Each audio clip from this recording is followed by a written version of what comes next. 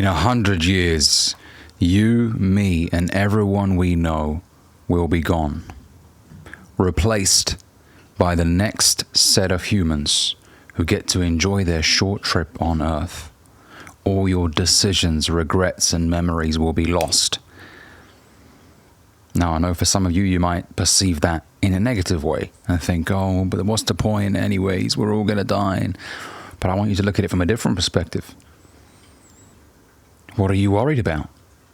What are you not doing that you really want to do? And why are you not doing it?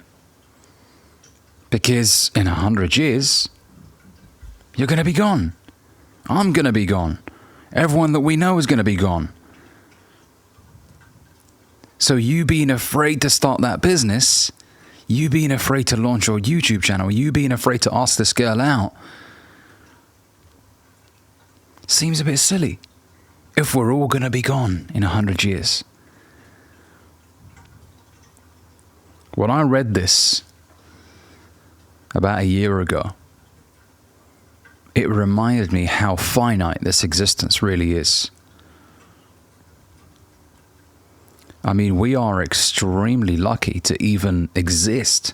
The odds of you being born are, 1 to 400 trillion or something like that? Of all the sperm that could have fertilized an egg, the right sperm fertilized with the egg, and here you are, watching this video on your iPhone 14 Pro Max or your Samsung Galaxy S23, if that's what they call them. Here you are. And you work yourself up and you sit there and you're like, what if my friends laugh at me? And what if this girl says no? And what if? Mr. What If. We suffer more in imagination than we do in reality. Powerful quote by Seneca. And it's so true. Another quote, worrying is a down payment on a problem you may never have. You're creating all of these scenarios in your mind as to what could happen. And it's always negative. It's always negative. You never think of the potential positive outcomes that could occur. Now, of course, life is both positive and negative, and we shouldn't focus solely on one side. You should definitely be optimistic and move strategically. Take on board the risks, but do not live in absolute fear, which is the way millions of men around the world today live. Constantly looking over their shoulders. Oh my God, but what if people... No one truly gives a fuck, man. It's called the spotlight effect. We put more emphasis on what people are thinking of us than what they're actually thinking.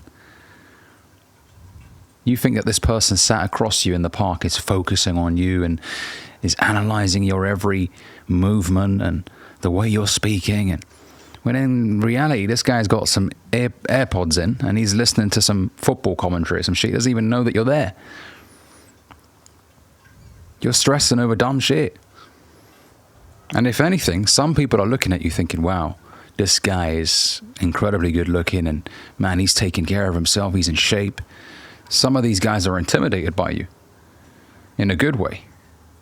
They're intimidated by how well you carry yourself. Some of these guys are dying to come up to you, but they're afraid of you turning them down or you pushing them away and saying, nah, bro, I don't want to speak to you. Right? I mean, I've had this happen to me. Some people have messaged me on Instagram saying, Ali, I saw you walking around, your city, and I wanted to come up to you, but I was a bit nervous. And I was like, bro, just fucking come up and say hi, man. I don't bite. In fact, I enjoy bumping into people that have potentially come across my videos, and it's nice having these conversations. But it just goes to show a lot of us think of scenarios that just won't transpire in real life. I mean, always ask yourself this question, fellas, whenever you're thinking of pursuing a new endeavor. What is the worst case scenario? You invest £1,000 into a course, and then after giving it a shot for 8 months, 10 months, and really following everything the course is teaching you, it ends up not being an area that you want to pursue further. It's only £1,000. Now, I can guarantee you that if the course has a credible person behind it, you will at least have learned a few things. So it's never a waste. You get wiser. You get more knowledgeable. I've taken courses in industries that I'm no longer in, like social media marketing as an example, like a Facebook ads course, Google ads course. Now, I don't use those, or I don't use the information I learned from these courses today. However, it's handy to know some of the information. So I don't look back and say, oh, I wish I never took it. Nah, because I'm now a more well-rounded individual. I know more about a lot more. It makes you more interesting as well. If somebody ever brings up in a conversation, yeah, man, I do Facebook ads. Oh, nice. I actually took a course on that many years ago. Even if you're not an expert, you have something to talk about now. And it could still incite your curiosity, even though you're no longer doing it. Out of interest, how does this work exactly on Facebook? Or how? Right? So what's the worst case scenario? You're in a crowded area and there's a girl that catches your eye. And she sat by herself on a bench. What's the worst case scenario if you approach her and you introduce yourself? She says, oh, sorry, I'm not interested. I've got a boyfriend or whatever. You're still alive. You're still breathing. You can just walk away and live a fantastic life after that. Nothing's going to happen to you. You're not going to suddenly start melting, So the worst case scenario is usually nothing like what we paint it out to be. But also think of what could happen if it goes your way. What if she says, oh, thank you so much, and you guys end up speaking, and she's new to the area, and she'd be down to have coffee with you, and then you go out and have coffee, and she's an amazing girl, and you get to know her further, and then you get into a relationship with her, and then you eventually marry her, and then you have kids. You don't know. I'm not saying be naive and think that everybody loves you and everybody finds you attractive. No, not everybody does. But what's the harm in trying? The harm is usually negligible. It's nothing. It's not as horrid as what you've created out to be in your mind. And also, I'll tell you this, guys, what will piss me off more than anything is not trying. Because I do not enjoy the feeling of regret. And thankfully, I'm still a young man, and I haven't really experienced significant regret, but I'm working my ass off so that I don't look back in 20, 30 years and think, why didn't I do that? What was really holding me back? And look, there's a lot of videos online of people who interview the elderly. Some of these guys are in nursing homes, and they always ask them, what are your biggest regrets? And one common answer that I've come across is fearing other people's opinions. A lot of them say that. Not doing something because of the potential backlash from other people. Now, as long as what you're doing is moral, legal, and ethical, then go for it. If it involves harming people, then of course do not go for it. So when these elderly people say that they regret not trying things, I mean, it should hit you somewhere, man. You don't want that to be you. You don't want to be, 70, 80 years old, looking back at a wasted life. Now, of course, money isn't everything. It's not about money. When I say these people regret not taking chances, it's not necessarily all financial. It could be the girl that they saw once that they never approached. It could be not moving to a city that they really dreamt of moving to at one point in their life. But then life got in the way. They got a safe job, and then they got married, and they never did it in the end. It's taking those chances. You want to be able to say, at least I tried it. If you move to fucking New York and it doesn't work out, you can say, you know what, man, I was in New York for 8 months. I had a great time, and maybe one day I'll go back when I'm more prepared. Right? But it's much better than saying, I wonder what it was like, or I wonder what it could have been like to move to New York.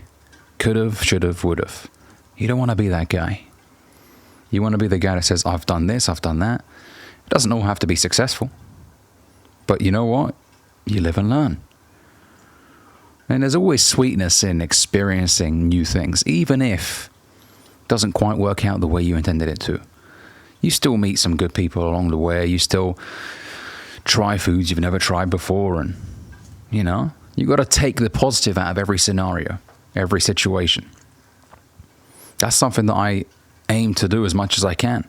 And journaling has definitely done that for me. It's allowed me to pause and look back at some of the things that I used to moan about and be like, you know what, but this thing happened and that was quite nice. And I met this person and this person introduced me to this person. And then I went to... There's always something good to take away from every experience. So don't be afraid, man. Do it. Pull the damn trigger. Go out there, discover, go on an adventure. In a world where one man... Go out there, man. See what's out there. I dare you. I dare you to go on an adventure. I dare you. Because why not? And don't get me wrong, Ali, shh. You're never going to be fully prepared. It's the biggest scam ever. The scam of, oh, when you're ready. You'll never be ready. There's a law called Murphy's Law. The worst possible outcome will occur, usually, at the worst possible time. And so if you keep delaying things, something will come up, your car will break down, this will happen, that will happen, and then you'll never do it. That's just the nature of life. It is chaotic. So you make the time right. You say, you know what?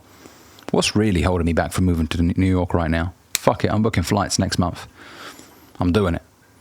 Once you've taken that first step, that stress, that weight off your shoulders will go. You've now committed to something. You've been debating starting a YouTube channel. You're like, shall I not? Buy a fucking camera for $1,000. At least have skin in the game. Now you've got a camera right there staring at you. And it'll be a damn shame if you don't do anything with it right now. I know some of you might be thinking, well, Ali, that's not practical. For some people, it may work. It forces you to do something. Get something going. Okay? In 100 years, we'll all be gone, man. We'll all be gone. Off the face of this fucking planet. And hopefully onto a better place. But nothing should terrify you, man. Because the worst case scenario is usually a lot worse in our minds than in reality. Just go out there, make it happen, my brother. A remarkable life awaits you. Incredible experiences with incredible people. Incredible scenes, landscapes. Success awaits you. Pull the trigger. Hopefully this video has provided you with some reassurance and has given you the nudge to make something happen. Go out there, pull the trigger, and let me know down below, man. What is that one thing that you've been sort of pushing off for so long that you really want to do? Share it down below. Maybe some other guys will also share some of their aspirations, and we can encourage each other. If you enjoyed this video, make sure you give it a like, and if you're new here, consider subscribing. I'll see you boys in the next one.